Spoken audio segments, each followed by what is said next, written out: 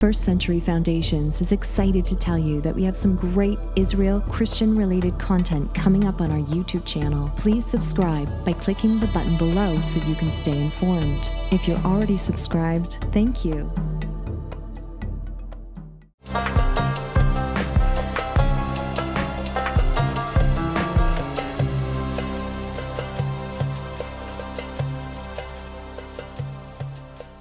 Jim, it's great to have you back. Welcome back to the show today. Thank you, Jeff. Great to be here. Great to be here. Well, Jim, we're going to talk a little bit more about Paleo Hebrew today, and I know that that's something that you're excited about. And remind our listeners just quickly, what is Paleo Hebrew exactly? The Hebrew language was originally written in a pictorial form. It's 22 letters, just like we have now. Some say there could have been as many as 24, in ancient times. But each one of the letters were represented as a picture. And of course, that picture carried a meaning. And it carried a meaning, it's very interesting to know, in the cultural context of that time. Right. Now, is there a simple example that you can give us again to just demonstrate how the meaning is derived from these Paleo word pictures? Yeah, absolutely. If you go to the Strong's Concordance, the first word you see is Av, father. And it's two letters, the first two letters of the alphabet, the Aleph and the Bet.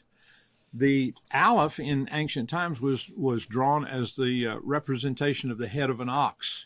And of course, in that cultural setting, an ox was the strongest thing you had. You didn't have bulldozers or cranes or things like that. So if you had a heavy job, you needed an ox to do that. And so it stands for strength or leader. If you really want to get something done, then you need the ox. The Bet, on the other hand, was the picture of the floor plan of a tent, looking down on the top of a tent.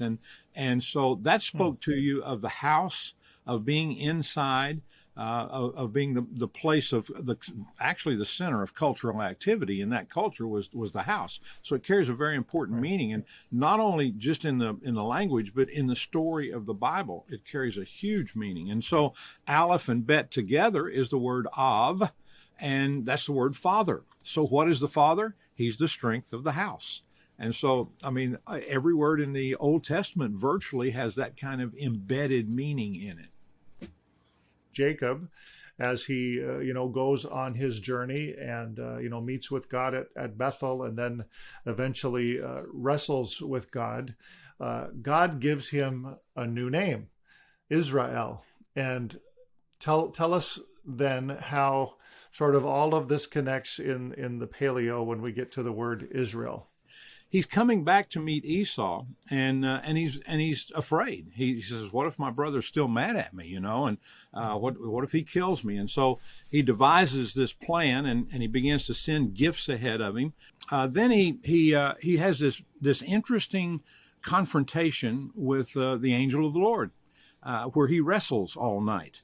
And after this wrestling match, he evidently has really persevered well, which I find kind of amazing. If you're wrestling with God, you would normally think, well, he's going to win pretty easily here.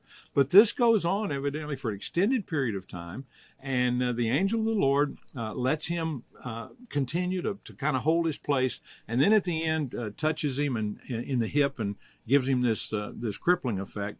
And he says, "Listen," he says, I'm going to change your name. Now, I think that and the change of name with Abram and Sarah, we look at all of these instances, and that tells me in itself that this idea of the letters having specific and unique meaning really has some validity. And so he does that with Jacob, and he changes him to Israel. That word has root words embedded in it, which I find very interesting. The first one, it's a Yod, Shin, Resh, Aleph, Lamed. You take two letters of that, the Shin and the Resh, and guess what? We come up with the word prince. Well, we've already seen that in Sarah's name. So there's this ongoing connection that we have in what God's doing with his people. And so we know that there's an idea of a prince involved in Israel. And then the second one is the last two letters, the Aleph and the Lamed, and that's the word El. And we know that scripturally that's the reference to God so many times. Mm-hmm. And so what's happening here? Well, you take the first letter, which is the yod, and that's the arm. And God is saying, basically, I'm going to use you to do a work as a prince that will expose me, that will show the world me. That's great. So the idea of a prince who will show the world who God is. And man, when I think about Israel as a nation and their history, and actually their new history, since they've come back to the land in 1948, this really is. I mean, we always tell people, if you want to know what God is up to, look to Israel. See what's happening there. This is the timepiece of prophecy now, right here in our own society, and so all of that really does connect and sort of follow through right to today, doesn't it? Absolutely. Oh, they're just a modern day example of a miracle. I mean, everywhere you look, and especially if you've been to the land, you've seen it with your own eyes. It's just awe-inspiring to see what's going on there, and in such a tiny little place, surrounded by people that are antagonistic. But what God is doing in technology and in bringing people back from all over the world.